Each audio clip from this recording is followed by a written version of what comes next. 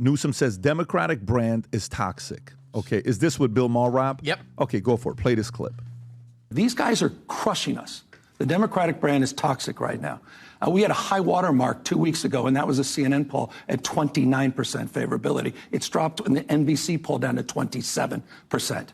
It's one thing to make noise, but you also have to make sense. And I think with this podcast and having the opportunity to dialogue with people I disagree with, it's an opportunity to try to find common ground and not take cheap shots. I'm not looking to put a spoke in the wheel of their, or at least a crowbar in the spokes of their wheel to trip them up, to your point. What? And I think it's important. Democrats, we tend to be a little more judgmental than we should be. Look at the hand gestures. This notion of cancel culture, you've been living it. You've been on the receiving end of it for years and years and years. That's real. And Democrats need to own up to that. Tom. So I think there's something really dangerous about Gavin Newsom. Gavin Newsom is running right now, and you'll see if you watch this interview with Bill Maher. Bill Maher asked him, "Why don't you run? You're capable. You can do it." I bet, and he won't answer the question. He won't answer the question and say that he's running, but he is running, and that's what's going on here. And what's interesting, what's very, very interesting, he said, "We own the failed governance in California, but I said there's a new day last year, and that we own the response of reform." You hear that? Response of reform, Vinny? Yep. We own the response of reform. That is the wolf in sheep's clothing. That is what's coming. This is a political posturing. It's not like when Bill Clinton ran to the middle and governed from the middle, because if you look at Arkansas, I actually think he kind of was a bit of a centrist. He was always a liberal, but he kind of governed from the center. It was not controversial. It didn't create a lot of problems, and he got a lot of stuff done. And Newsom is not that. This is, I believe, what Newsom is showing, and I'd love to sit down and talk with him and challenge him on this, saying, how do you keep tweaking your positions like this? Don't you see what this looks like? Is this really the way you feel? If this is the way you feel, why didn't you say this last year? I'd love to hear him kind of unpack that and who he is, and then ask him, say, why didn't you answer Bill Maher? Are you running or are you not, big dog? Vinny. That was listen. Did you guys see the entire the interview with him? Bill Maher was like, Rob, did I send you the one clip? Yeah, like I'm ready for this. Bill Maher is playing this game where he's pushing him, but then he's having fun. He's not really holding his foot to the fire because it's like a joke. I'll let Rob play this, and I'll let you know. Rob, how long is it? 1:13. Okay, yeah. Go ahead and play, and then I'm going to say my piece on look at. Let's talk about what's important. My roof. Your roof. My roof. Is this the solar? Is this, we're back to the solar? After the fire. It's always about the solar. Fun After games. the fire, Yes, Bill. new roof, they suggested, get the stuff that's not, okay. 2 inspections I needed to have. Why? It's my roof. If it falls on my head, that's my problem. That's it? That's it. That's just a statement. No, that's my question. Why do I need 2 inspections, which I have to pay for? Yeah. When you were here last time, we talked about regulations. You said, it's a completely new day. Well, no, wait. Here comes the hand gestures. From you. Completely new day. Well, You said you were working on it. By the way, and last week you had Ezra Klein on, which was incredibly important. He wrote a book called Abundance, which really lays out a very condemning picture of liberal governance in this country and the fact that we are process-focused and not outcome-focused. And you're a demonstrable example of that as relates to what you've tried to do with your damn roof for the last 15 years. Look, you're having a great time. It's our job to eliminate as many of those thickets. How's that going, though? How's it going? But again, this is Bill Maher. He loves Gavin Newsom, his words, okay? For Gavin Newsom to call the Democratic Party toxic is all hypocrisy. He's been poisoning California for years. I don't want anybody out there to forget it, okay? The taxes, the regulations, the policies, the billions of dollars wasted on homelessness, and what did it do? It produced more homeless people, okay? The wildfire's raging, and everybody's blaming everybody. It all falls on him. He's the governor. All the businesses fleeing. They lost me. They lost you. They lost you. We're here now. The streets are overrun. Homeless encampments.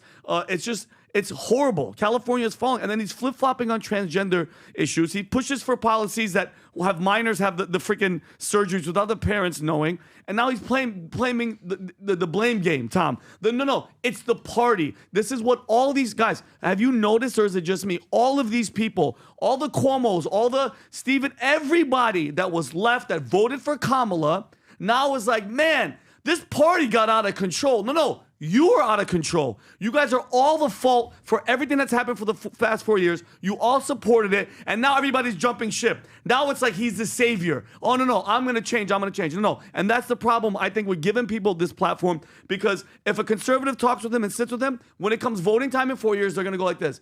Yeah, remember that interview, Tom? Gavin seemed like a really nice, reasonable guy. Do not be fooled. He's a Trojan horse, and he's going to be the front runner. Mark my words. And this snake, my opinion, is going to be the front runner, and people are going to vote for his ass, period. Seem, feel, think.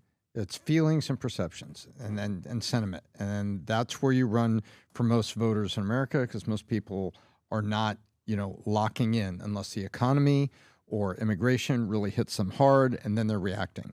But in a neutral economy world, he's got a chance to present himself. And Bill Maher, I'll say this about Bill Maher. Bill Maher is looking for a guy to get behind on his side. Of course. Bill Maher is a liberal, and he's looking, who are the draft picks I have? Who do I have? And he's trying to pick somebody that he thinks is electable. I don't have any quarrel with Bill Maher for that. I think that's what Bill Maher's doing. And he likes this guy. He's personable. We know that he's a little bit slick. A little bit slick, but Tom, look at the state. Sorry, a little bit slick. Look at the state of Cal. If this is a shower resume, after talking, Hold on. His report card is not good. Yeah, if your resume, if I showed up to your office, and I was like, "Hi, I'm Gavin Newsom. I want to run your company. This is how I ran my company, California. Are you even look at the first page? You're not going to talk to this guy. He's not good at his job. I think he knows that, and I think that's why he's out here saying, we're trying to have a dialogue, trying to understand this, we're trying all this. He's trying to move off of that because he knows that's the record. He knows that's the report card. But, and he's got to do what he can in the political stage to move off that, and I think that's what we're seeing. But that's the fear for me, Tom, is this 4 years. And I think the trolling of Trump for the another term, the third term, it's just trolling people like The View, which I love it. It's trolling people like Rosie O'Donnell because the TDS, he loves doing that to people. But if the fear that I have is in the 4 years, these type of people are going to be in the conversation to run the country. And you want to talk about reversing everything? That's what they're going to do. Well, let them worry about the third term. Maybe it helps Trump get other things done. I hope so. Adam. Well, let me tell you something about this guy, Gavin Newsom. He is such a good politician. This guy, he's a hypocrite. He's a flip-flopper. He's two-faced. He's disingenuous. He's slick. He's insincere. And that is why he is such a good politician. He walks out the door and just politician style, puts his finger to the wind. Which way is public opinion leaning? All right, that's what I'm going with today, guys. It's absolutely unbelievable. He stands for nothing. And at this rate, this is what makes him such a good politician. Which way are we going on this? How many things has he flip-flopped on? We remember during COVID, he was the U-Haul Salesman of the Year. That whole incident at French Laundry, do as you're told, don't do as I do, that whole thing. The COVID lockdowns, the mask mandates, the kids in school. He was for Latinx, then he didn't know what Latinx was. For trans, and then we're getting a little too carried away with the trans here, guys. The budgets, the fires, it's all falling apart. And now he has the balls, if they still have those things in California, to go on Bill Maher and be like, listen, guys, the Democratic brand is toxic. You're the poster child of why they're toxic. Yeah, period. You're the governor of California. Like, you're the poster child of why they're toxic. Yeah. And you're being like, listen, guys, He's you got these guys over here. Yeah. There's such a unique skill as a politician to be able to do that, to look in the camera, know that you don't give a shit about anybody, about any policy, about any conviction, and be like, and that's why you should vote for me. Yeah.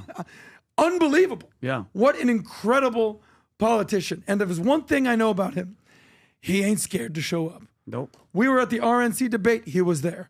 He's having Charlie Kirk show up. Newsom. I mean, he was saying with DeSantis. Unbelievable. Well, hang on. Hold on, Tom. In California, where he was outside at a pop-up news tent. So it wasn't like he traveled to the middle of freaking Texas to do this. You don't think he would?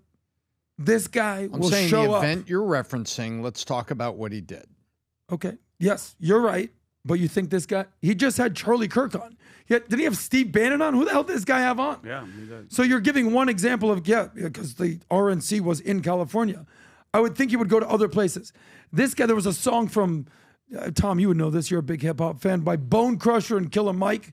And it would say things like, "We ain't never scared. We ain't never scared." This guy must have listened to that song on repeat, put on his American Psycho outfit and be like, "Let's get him and take America down. Because we ain't never scared." This guy is so skilled and is so ready for the battle. We'll see how long it lasts, but this guy's running in 2028. There you go. Mark that. All right. So, by the way, somebody just placed an order of 4 of these. This thing's about to be gone. One person just ordered 4 of these things here for himself and apparently gifts, and who knows, maybe one on eBay. But if you haven't placed the order yet, go to vtmerch.com, place the limited edition order, guys. There's a few remaining before this thing goes. Probably within the hour, it's going to be sold out. The new leather, genuine leather backpack that we have. Anyways, gang, it's been great being with you. For those of you that want to continue this discussion after we're done the heated debates, it's all on PBD Podcast circle that we have. Go on PBD Podcast circle, join the MNX circle throughout the day. Everybody is sharing stories. We put behind the scenes. You'll see Vinny today choking while he's making a video. Mosquito goes in his mouth. Did you post that or not yet? Yeah, I posted and I ate it. Anyways, gang, if you enjoyed this video, you want to watch more videos like this, click here. And if you want to watch the entire podcast, click here.